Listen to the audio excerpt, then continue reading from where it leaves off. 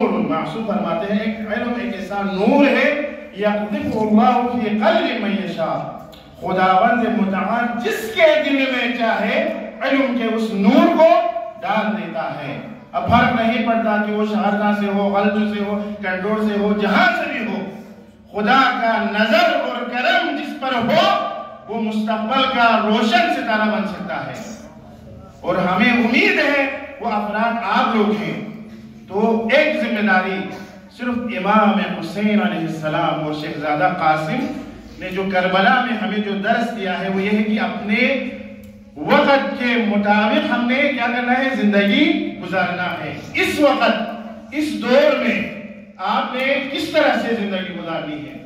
آپ کو کم از کم دین اسلام کے بارے میں علم ہو، مکتب تشیع کے بارے میں آپ کو علم ہو، کیسے زندگی گزارنا ہے۔ اس وقت ہمارے معاشرے میں علم سے دوری روز بروز جو ہمیں نظر آ رہا ہے وہ بڑھنے والا ہے، تو ہمیں کوشش کرنا چاہیے، آپ کو کوشش کرنا چاہیے، سمجھ ہونے جدے ڈالا، آپ کو کوشش کرنا چاہیے کہ آپ جو ابھی پڑھ رہے ہیں دن رات محنت کر کے آپ کیا کریں، پڑھیں۔ آپ میں سے جو ڈاکٹر بننا چاہتے ہیں وہ ڈاکٹر بنے، جو معمار بننا چاہتے ہیں وہ معمار بنے، جو پائلٹ بننا چاہتے ہیں وہ پائلٹ بنے، جو آفیسر بننا چاہتے ہیں وہ آفیسر بنے، لیکن شرط یہ ہے کہ کم از کم علم کے ساتھ ساتھ وہ کم از کم انسانیت اس میں آ جائے، شرط یہی ہے۔ کربلا میں کیا مشکل تھا، کربلا میں امام حسین اور دشمنوں کے درمیان فرق یہی تھا، جو اشقیاء تھے، جو کوفے والے تھے، جو شامی افراد تھے، وہ انسان کی شکل میں تو تھے لیکن انسانیت ان میں موجود نہیں تھی۔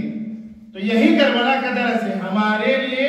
ہماری صرف شکل اور جسم انسان کا ہونا کافی نہیں ہے، ہمارے لیے انسانیت مہم ہے، انسانیت کے جو ویلیوز ہیں، جو اخلاقی اقدار ہیں وہ ہمارے اندر موجود ہونی چاہیے۔ نوجوان اور جوانوں، آپ سے مخاطب ہوں، آپ نے کیا کرنا ہے، پڑھنا ہے۔ آپ نے امام حسین علیہ السلام کو اپنا رول ماڈل قرار دے کر پڑھنا ہے، اور امام حسین کی خاطر، خدا کی خاطر آپ نے انسانیت کے وہ تمام اصول اپنے اندر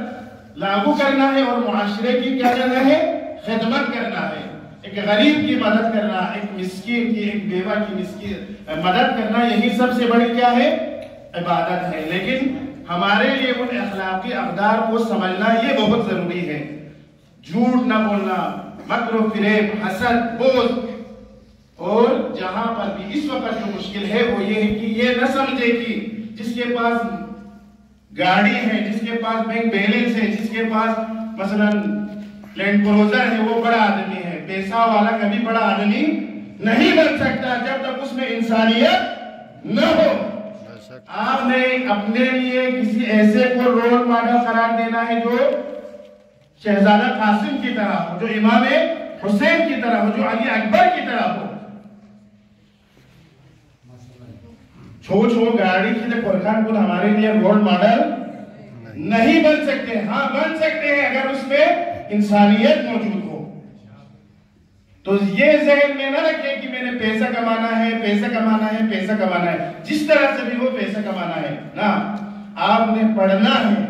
آپ کے ذہن میں یہ ہو کہ میں خدا کی خاطر امام حسین علیہ السلام کی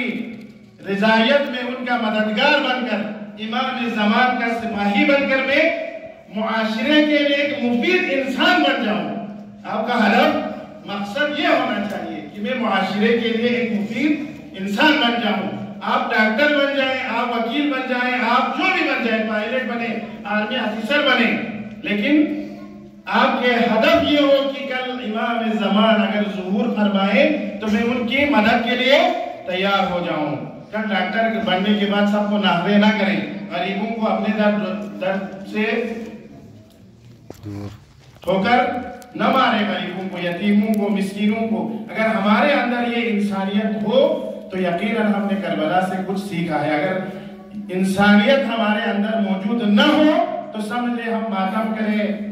سینہ زنی کریں، جو کچھ بھی کریں، نہ ہم امام زمان کا سپاہی بن سکتے ہیں، نہ امام حسین کو اپنا رول ماڈل قرار دے سکتے ہیں۔ ایک اور جو آپ لوگوں کے لیے رول ماڈل ہے کربلا میں وہ یہ ہے کہ ایک علی